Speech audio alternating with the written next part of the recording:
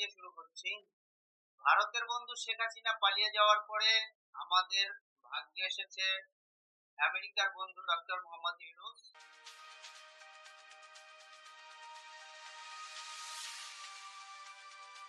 আজকের ভিডিওটা খুব দুঃখ নিয়ে তৈরি করতে হচ্ছে, কারণ বর্তমান অন্তর্বর্তীকালীন সরকারের এখনকার যে বাস্তবিক অবস্থা, সেই বাস্তবিক অবস্থাটা এই দেশের যে গণ অভ্যুত্থানটা হয়েছে তার সাথে সম্পূর্ণ সাংঘর্ষিক একটা ব্যাপার। এদেশের গণ অভ্যুত্থানটা হয়েছে বৈষম্য বিরোধী প্রেক্ষিতে। তার অনুপস্থিতিটাই সবচেয়ে বেশি। এখন পর্যন্ত সমস্ত জায়গাগুলোয় সেই পূর্বের সরকারের যে একটা উল্টো চিত্র, অর্থাৎ মুদ্রার এপিটোপিটের মতো যে চিত্রটা, সেটা কিন্তু সব জায়গায় এখনো বিদ্যমান। যেমন সমস্ত জায়গাগুলো, কোন কোন জায়গাগুলো সেই ব্যাপারটা বিদ্যমান, এবং সেই অবস্থাটা যদি চলতে থাকে, শেখ হাসিনার সরকারের যেরকম অবস্থা হয়েছে তার থেকেও খারাপ পরিণতি হতে পারে এই বর্তমান সরকারে। কারণ মানুষ অনেক ত্যাগ প্রতীক্ষার মধ্য দিয়েই এই অবস্থানটা তৈরি করেছে, একজন স্বৈরাচারকে ঝেঁটিয়ে বিদায় করেছে।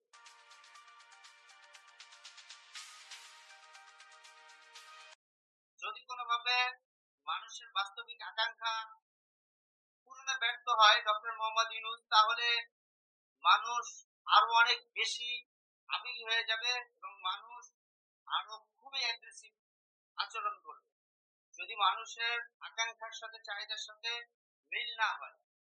কিন্তু আমরা এখন পর্যন্ত যে জিনিসটাকে ফলো করছি সেটা হচ্ছে যে পূর্বের স্বৈরাচারী শাসকের যেই আচরণ, সেই আচরণগুলোর জায়গায় কিন্তু এখন পর্যন্ত মিল রয়েছে।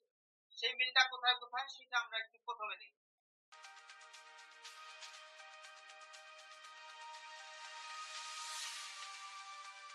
প্রথম মিল হচ্ছে, এখন যে ক্ষমতায় আছে সে হচ্ছে আমেরিকার বন্ধু, আগে যে স্বৈরাচারী আচরণ করেছিল সে হচ্ছে ভারতের বন্ধু।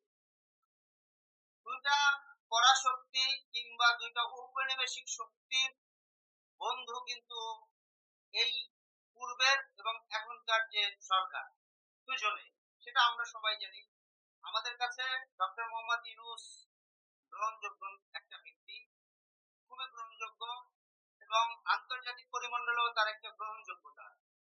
সেই গ্রহণযোগ্যতাটাকে কাজে লাগিয়ে এই দেশের অনেক বেশি উন্নয়ন সম্ভব ছিল। যাই হোক, আমি সেই দিকে যাচ্ছি না। আমি প্রথমে একটা জিনিস দেখি, সেটা হচ্ছে স্বৈরাচারী শেখ হাসিনা বারবার ক্ষমতায় টিকে রয়েছিল শুধু একটা জিনিসকে ব্যবহার করে, সেটা হচ্ছে মুক্তিযুদ্ধ চেতনা, তারপরে জঙ্গিবাদ, ইত্যাদি ইত্যাদি। এই কয়েকটা বিষয়ের উপরে দাঁড়িয়ে শেখ হাসিনা বারবার ক্ষমতায় টিকেছিল, বিশেষ করে মুক্তিযুদ্ধকে ব্যবহার করে। মুক্তিযুদ্ধকে ব্যবহার তার জন্য আরো সুবিধা হয়েছিল, এদেশে একটা শ্রেণী ক্ষমতা দখলের রাজনীতি করলেও কিছু মানুষ আছে যারা এদেশে সুস্থ অবস্থান চায়। সেই মানুষগুলোর জনমত আদায় করে মুক্তিযুদ্ধর কথা বলে বারবার নাম ভাঙিয়ে সে এই ক্ষমতাটাকে আঁকড়ে ধরেছিল। ঠিক ডক্টর মোহাম্মদ ইউনূস রাষ্ট্র ক্ষমতায় এসেছে একটা আন্দোলনের মাধ্যমে, বৈষম্য বিরোধী একটা আন্দোলনের মাধ্যমে। বৈষম্য বিরোধী, যেখানে কোনো বৈষম্য থাকে না, দ্যাটস মিন অর্থনৈতিক, পলিটিক্যাল, ইত্যাদি ইত্যাদি। ওভারঅল এখানে নির্দিষ্ট করে বলা হয়নি যে এই বৈষম্য, তার মানে সামগ্রিক একটা বৈষম্যের বিরুদ্ধে এই মুভমেন্টটা হয়েছিল। সেইখানে ছাত্র জনতা সবাই ডক্টর মোহাম্মদ ইউনূসকে প্রধান উপদেষ্টা হিসাবে নিয়োগ দিয়েছেন। এদেশের কোনো মানুষ বিরোধিতা করেনি। এই কারণে বিরোধিতা করেনি, তার নিজের একটা অনেক বড় ব্যক্তিত্ব আছে, এবং দেশে এবং বিদেশে। এখানে একটা ব্যাপার মজার, সেটা হচ্ছে ডক্টর মোহাম্মদ ইউনূস গত 10 বছরও বাংলাদেশের রাজনৈতিক ভাবনা নিয়ে কিন্তু ভাবেননি। তার মধ্যে থেকে সে প্রধান উপদেষ্টা এবং অনেক বড় একটা দায়িত্ব গ্রহণ করেছে, দ্যাটস ফাইন। কিন্তু তিনি অনেক ইন্টিগ্রেট মানুষ, অনেক মেধাবী মানুষ, সেই মূল্যায়নের জায়গা।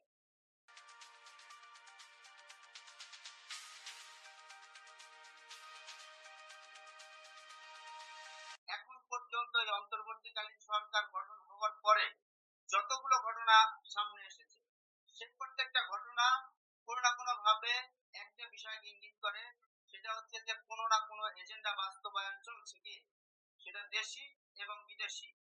দেশি যদি আমরা দেখি, দেশি দেখবো যে বিভিন্ন জায়গার যে অফিস, দখলদারিত্ব, ব্যাংক, প্রত্যেকটা সেক্টর, বিশ্ববিদ্যালয় পর্যন্ত, যে একটা গোষ্ঠীকে বা একটা প্রেশার গোষ্ঠীকে বা প্রেশারের মাধ্যমে কিছু মানুষকে নিয়োগ দেওয়া হয়েছে, সেটা কিন্তু সংখ্যাধিক্য বেশি। আবার বিদেশের ক্ষেত্রে আমরা ভারতের প্রতি যে নতজানি ছিলাম, সেই নতজানু কিন্তু ইতিমধ্যেও আমাদের এখনো দৃশ্যমান আছে।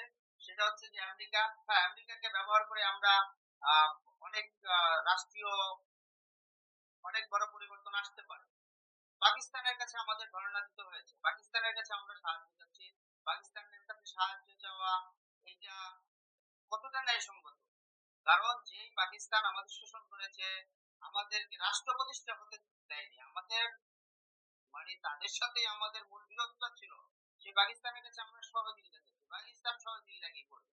আমরা কিছুদিন আগে একটা ভিডিও খুব দেখেছি যে পাকিস্তান আমাদের বাংলাদেশকে সহযোগিতা করবে, এটা শুনে পাকিস্তানের জনগণ হাসছে।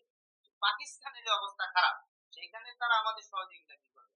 তাহলে যেটা দাঁড়ালো, আমরা একমুখী সম্পর্ক থেকে আমরা বহুমুখী সম্পর্কের দিকে গেলাম, এবং বহুমুখী সম্পর্ক, ভালো সম্পর্ক গুলোকে ছিন্ন করলাম। তার মধ্যে অন্যতম, যদি বাণিজ্যিক ভাবে চিন্তা করা হয়, চীন এবং আমেরিকা কিন্তু বাণিজ্যিক ভাবে দুজন প্রতিদ্বন্দ্বী, স্নায়ু যুদ্ধের মতো, অর্থাৎ ঠান্ডা ভাবে প্রতিদ্বন্দ্বী। তাহলে তাদের সাথে আমরা যদি আমেরিকার সাথে আমাদের বাণিজ্যিক কার্যক্রমগুলো ব্যাপক আকারে হয়, উন্নয়ন কার্যক্রমগুলো, তাহলে চীনের সাথে আমাদের একটা ভাটা পড়ে যাবে। আমাদের প্রতিবেশী দেশ ভারত, ভারতকে ছাড়া আমরা বাস্তবিক অর্থে চিন্তা করতে পারবো না। তাদের সাথে কিন্তু আমাদের দূরত্ব তৈরি হয়েছে। এই দেশের মানুষ ভারত একটা বিরোধী মনোভাব পোষণ করে, তার মানে এই নয় যে আমাদের ভারতের সাথে দুঃসম্পর্ক রাখতে হবে। পাকিস্তানকে যদি বাংলাদেশে এন্ট্রি করানো হয়, সেটা জাতির সাথে বেইমানি হবে। ডক্টর মোহাম্মদ ইউনূস যদি সেরকমটা করে থাকেন, তাহলে তার সমপর্যায়ে চলে যাবে। আরেকটা বেইমানি হবে, ইদানিং আমরা মাস্টার মাইন্ড মাস্টার মাইন্ড শুনছি, আসলে এটাও এক রকমের বেইমানির পর্যায়ে যাবে। কারণ হচ্ছে বাংলাদেশের সাধারণ মানুষ এই আন্দোলনটা করেছে, সেটা এখনকার যারা সমন্বয়ক আছেন, যারা আন্দোলনে ছিলেন, আমরা যারা যারা আন্দোলনের পক্ষে ছিলাম, তাদের সাথে এটা এক রকমের গাদ্দারি বলা যায়।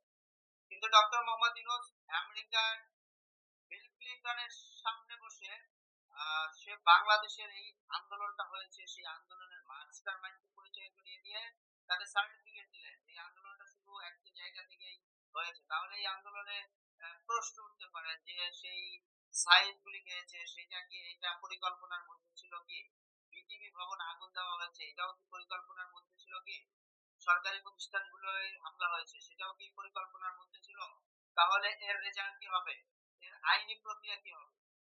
সো এইভাবে মানুষের সাথে এক রকমের মানুষকে ডাইভার্ট করার চেষ্টা করা হচ্ছে বলে আমার কাছে মনে হচ্ছে। মাস্টার মাইন্ড বিষয়টা আমার কাছে খুবই হাস্যকর মনে হয়। কারণ এই দেশের জনগণ, সাধারণ মানুষ এই আন্দোলনটাকে সামনে নিয়ে গিয়েছিল। একজন স্বৈরাচারকে পতন ঘটানোর জন্য এই দেশের সমস্ত মানুষ নেমেছিল, রাজনৈতিক দলগুলো নেমেছিল, বাম সংগঠনগুলো নেমেছিল। বিএনপি বহুদিন ধরে আন্দোলন করছে, বাম সংগঠনগুলো বহুদিন ধরে আন্দোলন করে যাচ্ছিল। তো এই আন্দোলনটা জনমানুষের ছিল। এইখানে ডক্টর মোহাম্মদ ইউনূস এই আন্দোলনের মাস্টার মাইন্ড হিসাবে বা একজনকে বা চিহ্নিত করার মাধ্যমে এই আন্দোলনটাকে প্রশ্নবিদ্ধ করার মতো জায়গা তৈরি করেছে। বাস্তবিক অর্থে সবাই যত যাচ্ছে, দেশের পরিস্থিতি এখনো স্থিতিশীল হয়নি। নিয়োগ প্রক্রিয়াগুলো ডক্টর মোহাম্মদ ইউনূস এবং শেখ হাসিনার দুজনের যে নিয়োগ প্রক্রিয়া ছিল, শেখ হাসিনা সমস্ত জায়গাগুলো নিয়োগ প্রক্রিয়া করেছিলেন ছাত্রলীগ করা, তারপর এই আওয়ামী ঘরানার মানুষগুলোকে বিভিন্ন জায়গায় নিয়োগ করেছিলেন, যার কারণে কিন্তু তার পতন হয়েছিল। মূল পতনের একটা চাবিকাঠি ছিল, সেটা হচ্ছে বিভিন্ন জায়গায় অযোগ্য লোকগুলোকে বিভিন্ন সুপারিশের ক্ষেত্রে নিয়োগ দিয়ে তাকে বুদ্ধি দেওয়ার জন্য, পরামর্শ দেওয়ার জন্য, যে সঠিক পরামর্শ দেওয়ার জন্য। সেই জিনিসটা কিন্তু বিচ্ছিন্ন ছিল, যে বিচ্ছিন্নতা থাকার কারণে কিন্তু আজকে শেখ হাসিনার পতন হয়েছে।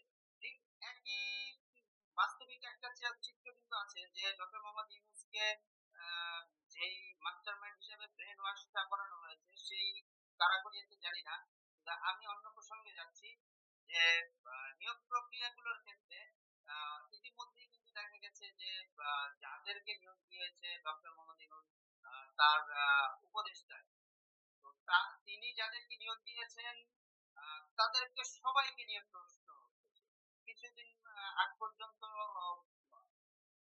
মানে ইদানিং সবাইকে, একমাত্র ডক্টর সালেউদ্দিন আহমেদকে নিয়ে প্রশ্ন উঠছিল না, কিন্তু ডক্টর সালেউদ্দিন আহমেদ ভারতে যে ইংলিশ পাঠানো নিয়ে এক রকমের মানুষের আশ্বাস ছিল যে ভারতে নিয়ে যাওয়া হবে না, তিনি আহ, একটা বন্ধের দিনে অফিস খোলা রেখেও সেই প্রজ্ঞাপন জারি করে ভারতে ইংলিশ পাঠানোর ব্যবস্থা করেছেন।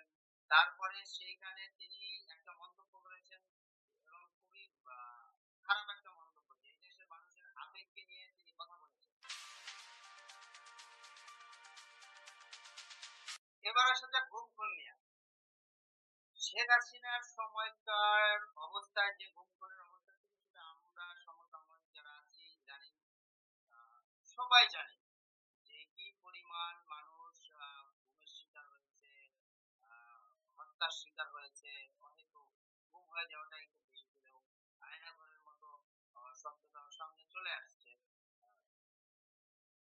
কিন্তু এখনকার অবস্থা মব জাস্টিসের নামে যে সারা দেশে যেই মানুষগুলো হত্যা করা হয়েছে, সেটা মানে খুবই অনেক অনেক, যার জন্য মানুষ আমরা দুঃখ করছি যে পুরো আন্দোলনে যেই পরিমাণ মানুষ মারা না গিয়েছে, প্রায় অনেকে অনেক তথ্য অনেক সময় সময় দিচ্ছি যে সেই পরিমাণ মানুষ কিন্তু মব জাস্টিসের নামে আন্দোলনের পর থেকে মারা গেছে।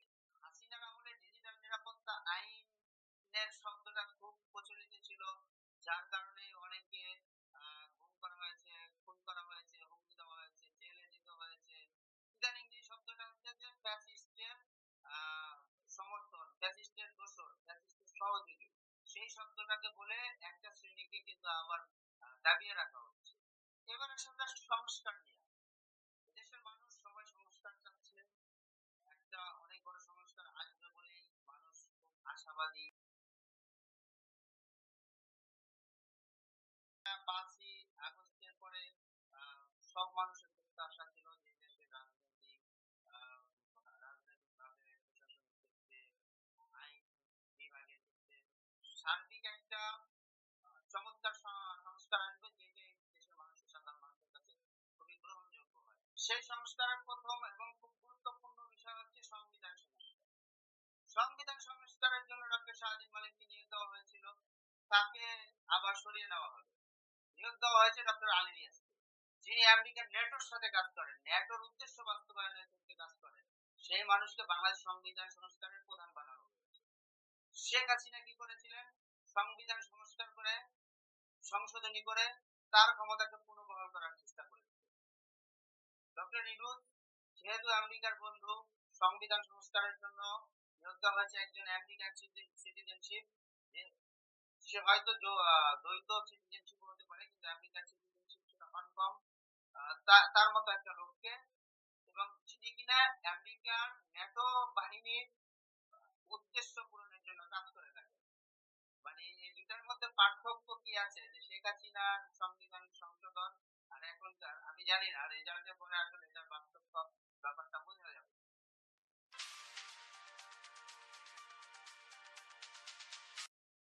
এবার আসা যাক শেখ হাসিনার আমলের মন্ত্রীদের, নেতাদের যে আচরণ, আর এখনকার যারা উপদেষ্টা আছেন বা যারা সরকারের দায়িত্বে আছেন তাদের আচরণগত কিছু কথা বলি। শেখ হাসিনার আমলে কারো আচরণ নিয়ে কথা বলার দরকার নেই, কারণ ওবায়দুল কাদের, তারপরে সেই আইনমন্ত্রী, স্বরাষ্ট্রমন্ত্রী, তাদের কথাগুলো আমাদের কানে এখনো বাজে, যে আমাদের সেই রাগ ধরানো কথা তারা বলতো, সেটা গেল। কিন্তু এখনকার যারা আছে, যারা সাধারণ মানুষের প্রত্যাশিত সরকার, অন্তর্বর্তীকালীন সরকার, সেই উপদেষ্টাদের কি গল্প আছে। ডক্টর সালেউদ্দিন আহমেদের ব্যাপারে আসে। ডক্টর সালেউদ্দিন আহমেদ এই অন্তর্বর্তীকালীন সরকার উপদেষ্টা